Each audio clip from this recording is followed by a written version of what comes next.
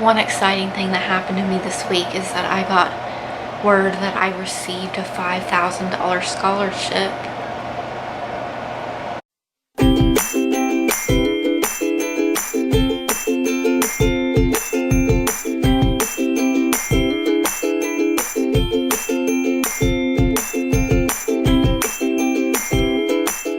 Praise God, they were able to find my bags that I tolerate for my IV supplies. They should be here this week, but we're not sure if it's going to be before my delivery on Wednesday. In the meantime, I'm like dying without fluids. I'm so thirsty.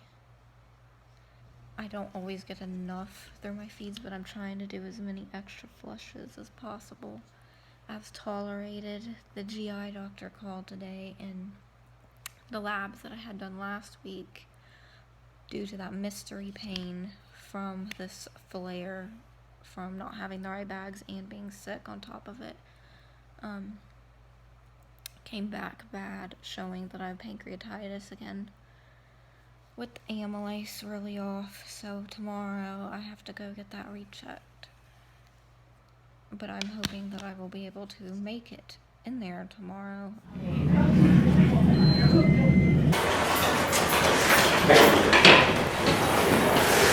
Thank you.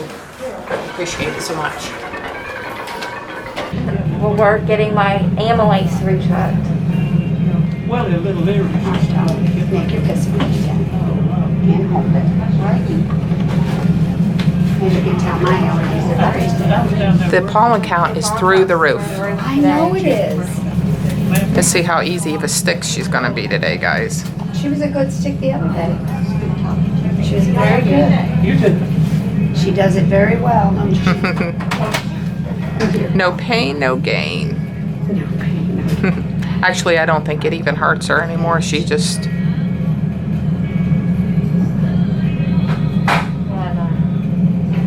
No, it's supposed to be that I'm good, that's all. Yeah, that's it. That's exactly You're what one. Well, if you were... hurt.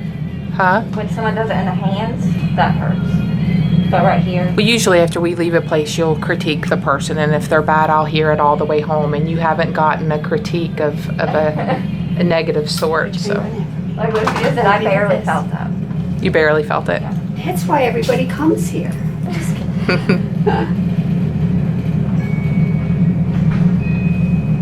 And then we've had that one time where I would get this giant womp Oh my goodness, now they're just like overrunning me. How about the Band-Aids, do they bother you? Mine just full. Well, you know, does this bother you? Let me put this on. You have to earn your keep, so they'll keep you busy. You have lunch break soon, right? Yesterday I didn't get to lunch till 12:30. Wow. I'm supposed to go at 12 o'clock. Alright. Here's the alcohol wipe. Yeah, I didn't really touch anything. We carry around this little bottle of alcohol wipes that are almost look like little Lysol wipes. Since I don't tolerate hand sanitizers and such with all the added ingredients. I'm going, I think almost 48 hours now without any IV fluids. My pulse is 152, but I haven't fainted yet. So we're doing good. I'm trying to find the balance between not walking around too much to set myself off, but not being so sedentary either that it exacerbates the POTS even more. So right now I'm trying to redo my room a little bit. Those containers holding the yarn on the wall didn't work out. I wasn't liking the looks of them, and they keep actually falling off. So I put that up yesterday.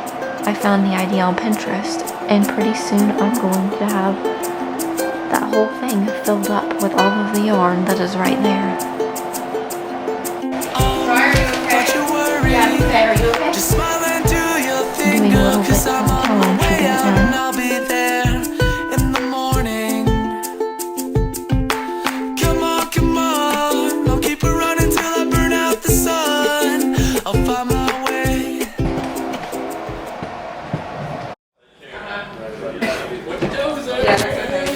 It's like it's Christmas. Better than Christmas. Fluids are here. And you want to see what's better than Kristen? I just saw it. I have a good flush. It just came in at 2:30. They're not even cold yet, so. Yep. These are the Braun bags that I tolerate. And because of the shortage, I've been without fluids for 5 days. You take this, I gotta go wash Like I it. mentioned in last week's video. And I have been able to do almost nothing but sit on this couch. One exciting thing that happened to me this week is that I got word that I received a $5,000 scholarship. A few months ago I applied for the scholarship through a life insurance company that was meant for students who have a deceased parent. As some of you may know, my biological father did pass away. I managed to get a camera, and the funny story, I'll show my video entry in a second, is that of course my father's grave is in Florida. I'm not in Florida. I'm in South Carolina now that I've moved. But I really wanted to feature a scene from like a grave site in the video.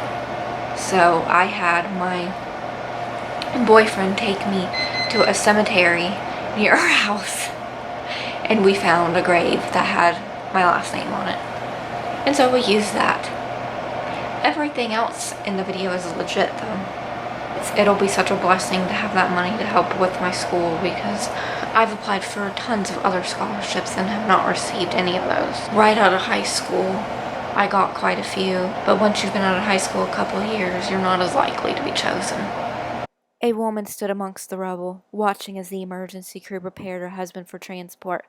A policeman contorts his face, delivering unfortunate news. It was assumed he fell asleep behind the wheel. Both completely unaware, the young couple were parents the day of the accident that killed my father.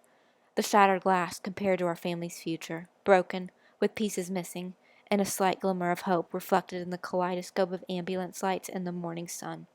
I was their miracle baby. My parents struggled to get pregnant with me. Neither of them came from wealthy backgrounds. My dad was an AC man and my mom a receptionist. They used their entire savings on fertility treatments. Life insurance was never a top priority. Dad had been working very late hours while also going to school. He passed away in a car accident. 2 weeks after the burial, my mom had found out she had conceived. My mom had lost the house they had purchased together. My 2 half-brothers had to go back to their mother full-time, as there was nowhere to live, and my mom was unable to provide for them in her grief and pregnancy. Eventually she gave birth, and she sought employment at a local church for free childcare. We got by living in the spare room at my grandma's house until we finally built a family with my stepdad in my late childhood. We were happy. To compound the burdens of my father's death, my health issues previously apparent progressed.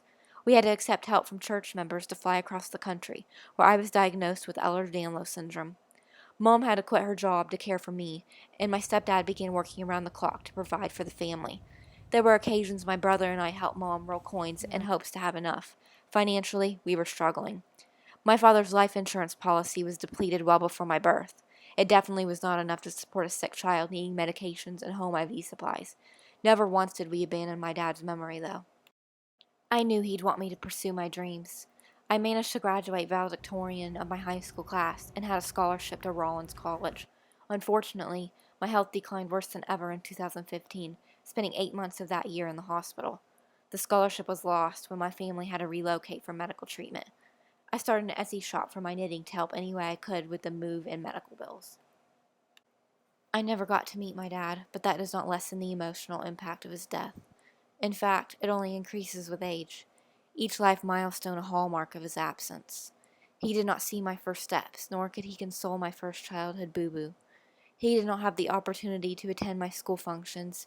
He will never watch me walk down the aisle or a college graduation stage. Had my dad had adequate life insurance coverage, some of the financial burden could have been avoided.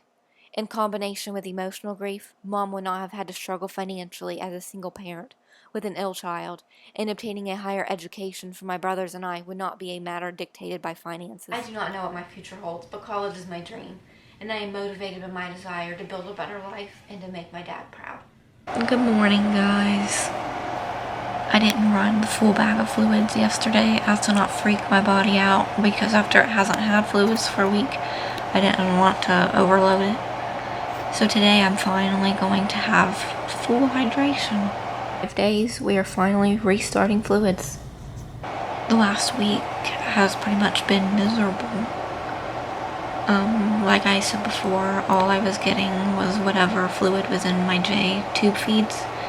And even then I wasn't doing any more like flushes or anything than normal, because the one day I did, my body had had enough, and then it set off my colitis. My cells have infiltrated my colon, which was how I was diagnosed with mast cell disease. But I guess the extra fluid and water from the flushes that I was trying to do kind of set them in full force, and so everything was going right through me and bleeding, and just not a fun time. Well, my camera died. Just not a fun time, and it was dehydrating me even more than I already was, so it was better for me not to do anything than to keep doing that.